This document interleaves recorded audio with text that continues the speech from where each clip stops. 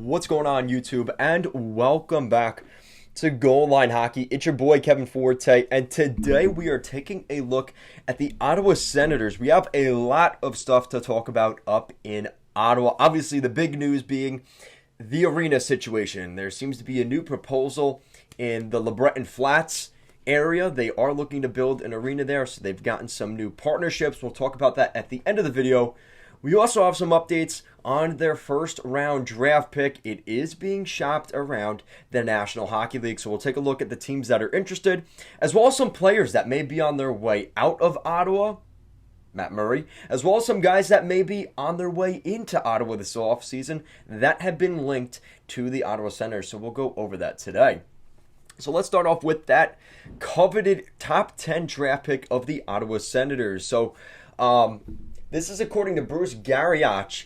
The Minnesota Wild, Chicago Blackhawks, the Vegas Golden Knights, and the Arizona Coyotes have been linked to Ottawa and likely the 7th overall pick. Now, this is kind of interesting, and I'm going to give you guys some mock trades for each of these teams, but let me know what you guys think down below.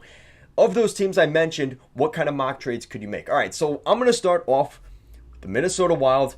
And this is a layup, guys. The Minnesota Wild and the Ottawa Senators have been linked to each other in terms of a Kevin Fiala trade. It makes perfect sense, right? Kevin Fiala is a guy that, unfortunately, the Minnesota Wild, he's kind of priced himself out of Ottawa. He won't be returning. Don't have the cap space. And I think it makes sense, right? That's a guy that you would like to acquire. And I'd like to say that the Devils are in the mix for that, but at the 2nd overall pick, I think it's just too high of a price for Kevin Fiala. So that's where I think the Ottawa Senators at 7 for Fiala makes a lot more sense. It's a perfect fit trade. I don't see how it wouldn't work. So that's something to watch for. Also take a look at Minnesota. If you're looking at a guy like Matt Dumba to help that blue line, I definitely think the Ottawa Senators would be interested in some kind of package for that 7th overall pick. Maybe sending some prospects and draft picks back and forth and some players back to Ottawa. Again, I'm looking at guys like Dumba and Kevin Fiala from the Minnesota Wild. So that's what we have for the Wild. Now for the Blackhawks, this is kind of an interesting thought because the Blackhawks, you have to remember the context for the Blackhawks. The Blackhawks gave up their first round pick in this year's draft last summer. They were one of the big movers and shakers last summer. Everybody was out on the pool tanning, and the Blackhawks traded for Seth Jones. So when that happened, they had to give up a first round pick to Columbus. It ended up becoming a top 10 draft pick to the Columbus Blue Jackets. So the Blackhawks do not have a first round pick. They haven't been able to recoup that, and there have been rumors that they could look to do that. Now, here's the thing. They have a guy named Alex DeBrincat. If you're talking about moving up to number 7, though, Ottawa would likely have to put in more than the 7th overall pick. So Alex DeBrincat's a name I'm looking at. Kirby Dach. I don't know how the Senators feel about that. They have a lot of center depth already, so Dach doesn't make the most sense, but that's a name to look at. Most notably, though, in Chicago, it would be Alex DeBrincat. Some kind of trade based off of the 7th overall pick for Alex DeBrincat, and that's kind of the baseline of the trade, and you kind of build it out to equalize it from there. The Vegas Golden Knights, and this is another team, again, a layup because we've heard these rumors, and I'm actually going to talk about them today. The Vegas Golden Knights and the Ottawa Senators have been linked to a potential trade for the 7th overall pick going to the Vegas Golden Knights in exchange for centerman William Karlsson. The Vegas Golden Knights have spent the most cap space out of the entire National Hockey League, spending over $85 million this past season.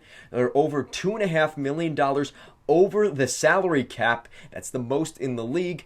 So if they're looking to move some guys out, guys they probably don't want to, but they have to, William Karlsson would be a great addition to the Ottawa Senators, definitely bolstering up that center core. Again, like I mentioned with Dach, he's not a necessity, but he's definitely an upgrade. And don't take offense to this, guys like Shane Pinto and Tim Stutzla, those guys could end up going to the wing, and that allows a guy like DeBrincat or a guy like William Karlsson to play center. And again, these are rumors we've heard already, and that's probably why we're hearing this report that those teams are linked, because it makes sense. Now, the other team in there is the Arizona Coyotes, which is kind of interesting because the Coyotes have the third overall pick in this year's draft. So this could be two things. If you're the Coyotes could be thinking two different ways here. One, it depends on what they want, right? Because depending on who goes at 1 and 2, probably Shane Wright or Yuri Slafkovsky or Logan Cooley. It depends on what Arizona's thinking. If Arizona is sitting there and Slafkovsky or Cooley's on the board and they like one more than the other, well, then they'll keep that pick. Or do they slide down in the draft, take Ottawa's 7th pick, move down from 3 to 7, Ottawa moves up to 3. Again, the only reason I'm saying that is because there is reason to believe that is on the table. The only problem is we know the Senators don't necessarily want to keep their first round pick. And it's not saying like they just don't want to draft with it. I think a lot of the players in the Senators organization want the management to send a message this summer. Listen, we're bringing in players, we're adding depth, and we're trying to get better this season. And considering we could see a little bit of a shift in the Atlantic Division next season, right? We're talking about who are the top dogs? Toronto, Florida, Boston, and Tampa. Boston and Tampa, as crazy as this sounds, might slip a little bit next season. So that gives a team like Ottawa maybe the chance to knock out Boston in the Atlantic Division and maybe sneak into one of those wild card spots. You never know, right? That's why they play the games.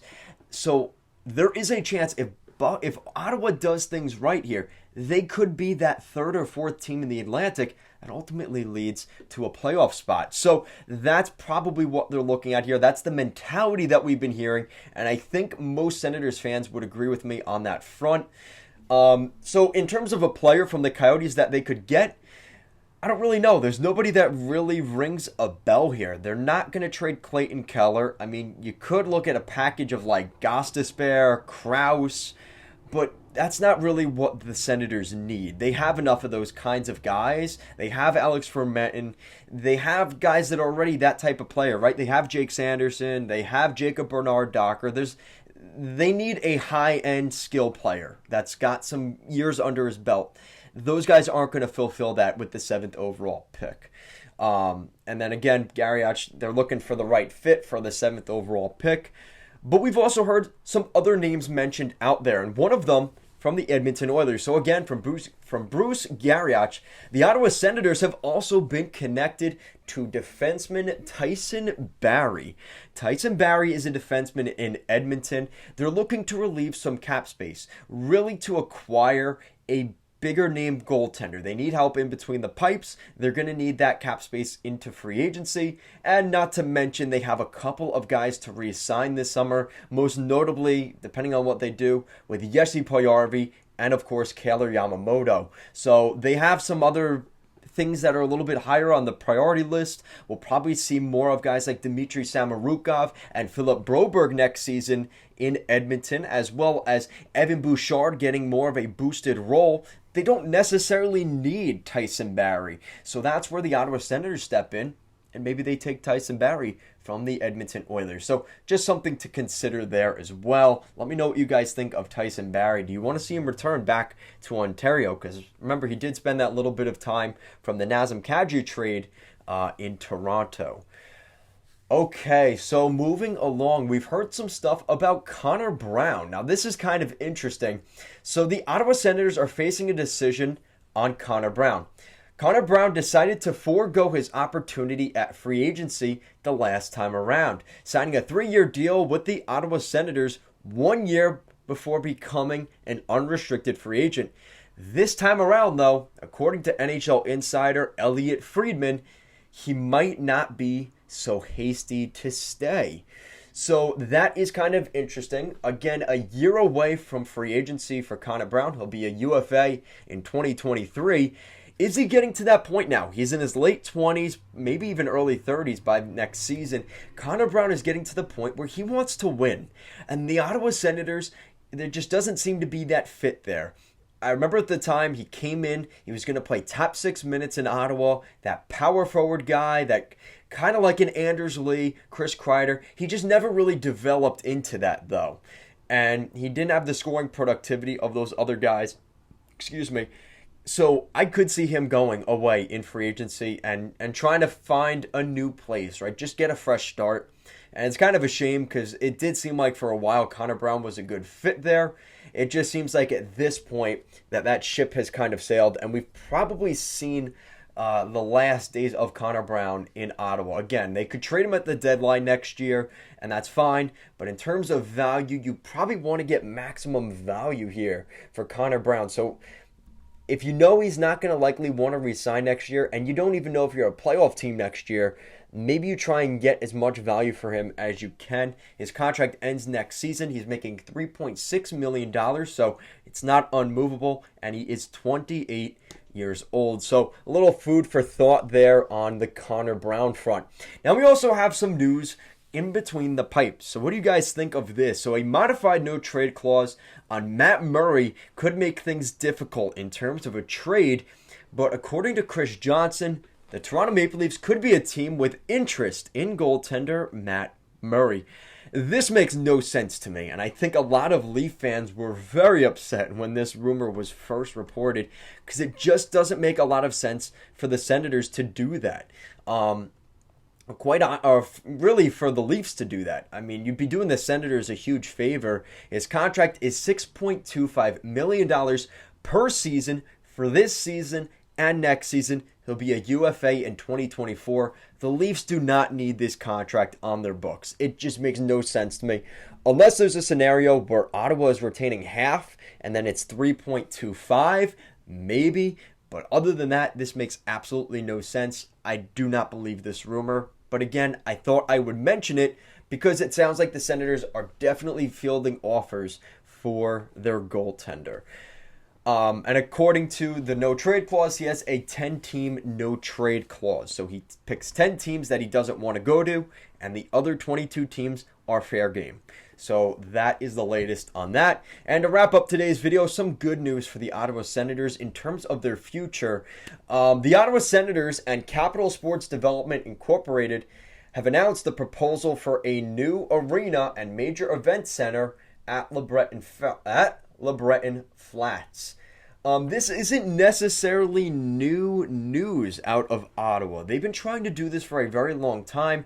We also have another presser here. The Ottawa Senators have signed a memorandum of understanding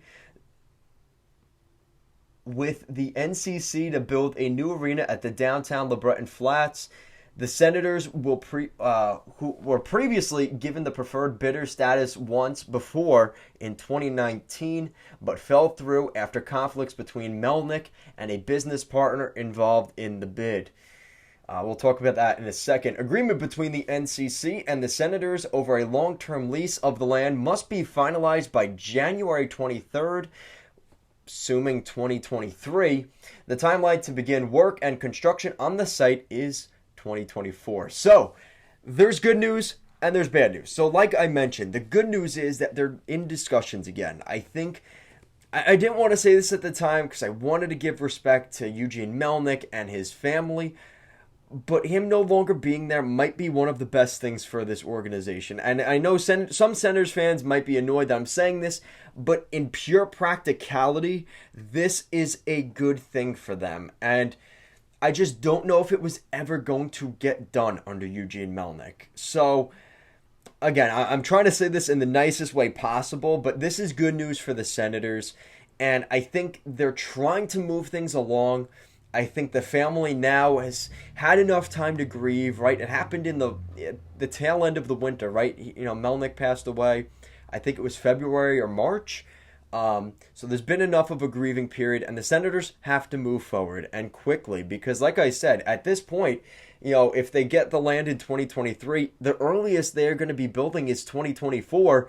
You're looking at, some of the most recent buildings that have been built. The Islanders UBS Arena, Rogers Arena, Rogers Place in Edmonton. All those arenas have taken like 3 or 4 years to build.